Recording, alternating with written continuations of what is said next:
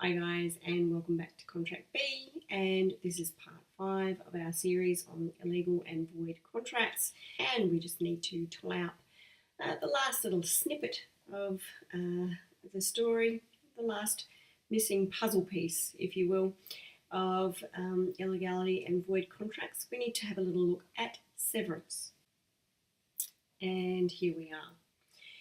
So obviously if you're faced with a contract or a provision being struck out for being illegal or void, and you want to save the rest of the contract, what can you do?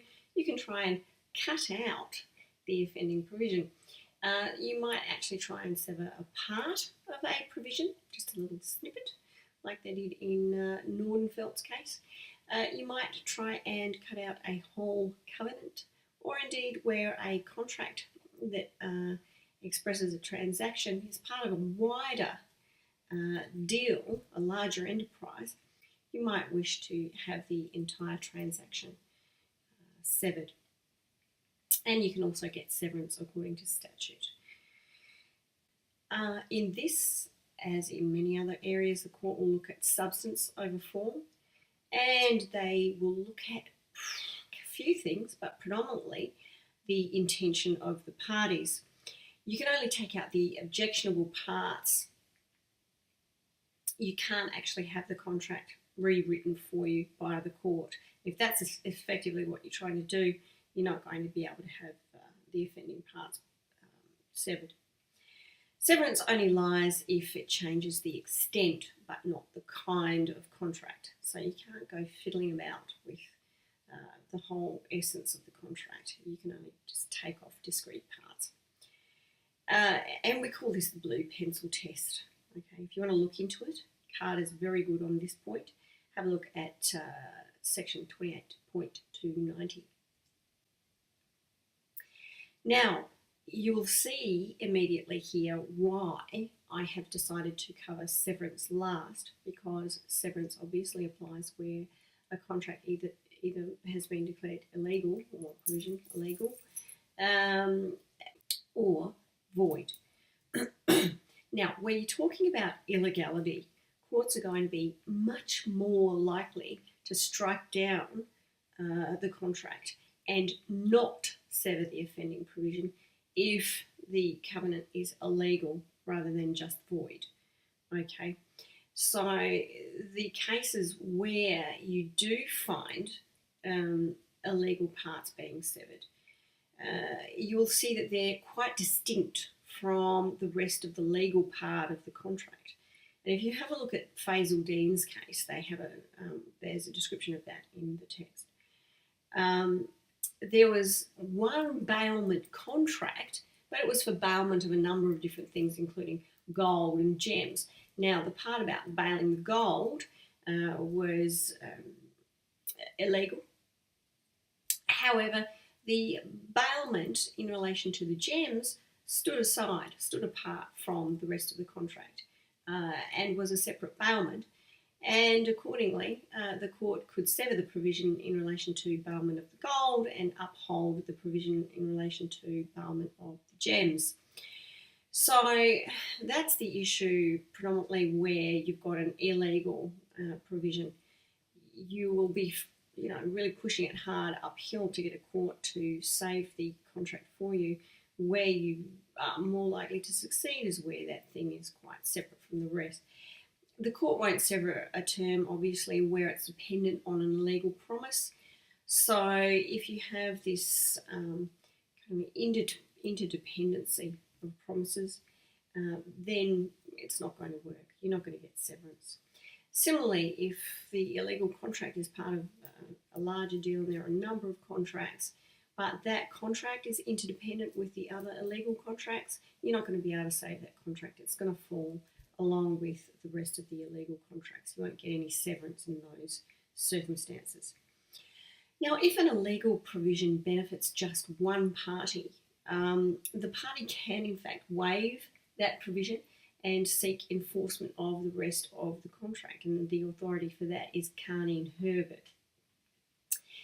Often when you're considering severance and illegality, the court's going to have to look at the nature of the illegality, the character of the illegality. And if the character of the illegality is just too heinous, murder or some such horrendous thing, you're not going to get severance in those kinds of circumstances. The court's not going to assist you to hold up the rest of the contract in a situation like that.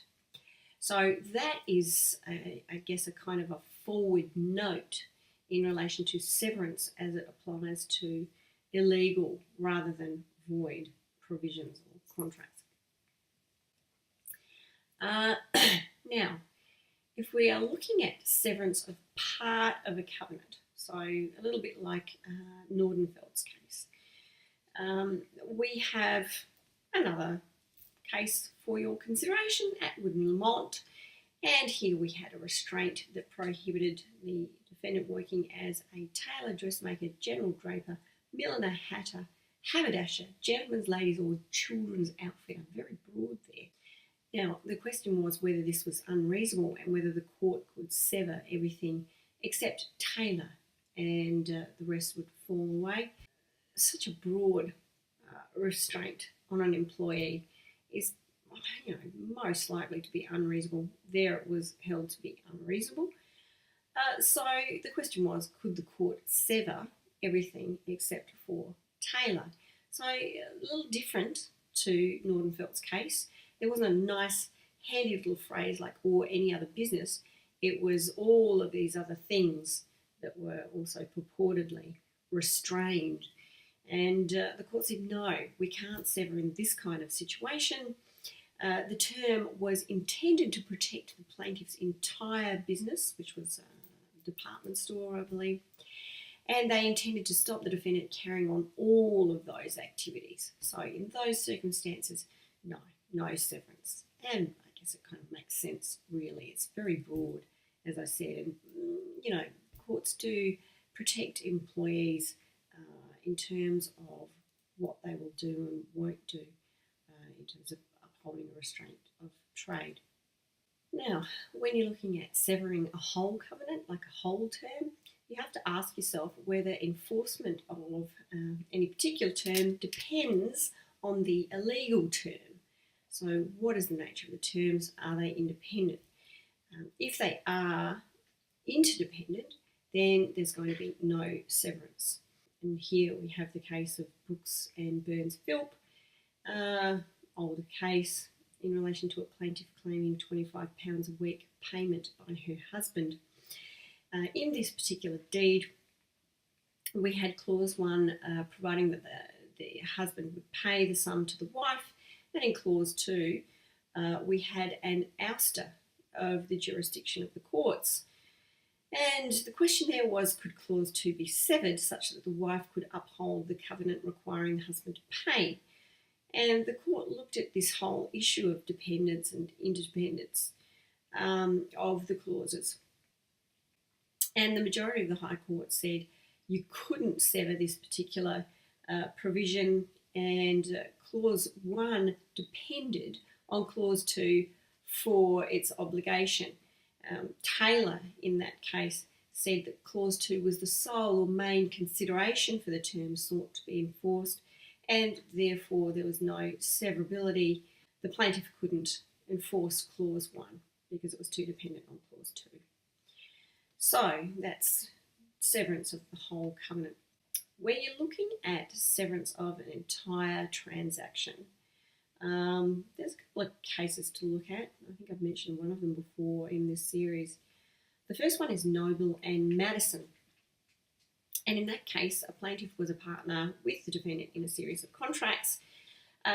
Most of those contracts, all bar one, placed the defendant in a position of conflict. So here we have contracts that are illegal at common law for tending to corrupt public officials, much like the case of Wilkinson and Osborne, like we had a look at before. So all of those contracts were illegal. One contract, there was no conflict and therefore no illegality. So the question was, out of this pool of contracts that formed this entire deal, could that one contract that wasn't tainted by illegality be enforced as a standalone contract? And in that case, yes, that particular contract could be enforced separately. It was considered to be a separate partnership in relation to each contract. So there's no problem with severing the rest of the contracts and upholding that one. And in Amico and Walker Brothers, there was a number of agreements. I think we've mentioned this case before. Firstly, an agreement to construct a petrol station. Secondly, a lease by Rocker to Amico of some land. And 3, a sublease from Amico back to Rocker Brothers. And in that sublease or underlease, there was a restraint in there requiring Rocker to buy all of its petrol and associated products from Amico. Now that restraint requiring all of the purchase from Amico was void and it was unreasonable. So the question there was, could Amico enforce the rest of the entirety of the transaction? Went all the way up to the Privy Council, and the Privy Council held, no, sorry, the restraint in and the sublease were inextricably linked to the rest of the wider deal. And in those circumstances where there's little talons going between one and the other, you're not going to be able to sever the contract that's problematic and then just enforce the rest. So that is more unfortunate circumstances there for Amico as compared to the plaintiff in Noble and Madison. And last but not least, we come to severance via statute. And here we have one nice little provision. It's a shame that it doesn't apply everywhere, just applies in New South Wales, Restraints of Trade Act. And a restraint of trade is valid to the extent it's not against public policy, whether or not it's expressed in severable terms. So if you've got a provision that is otherwise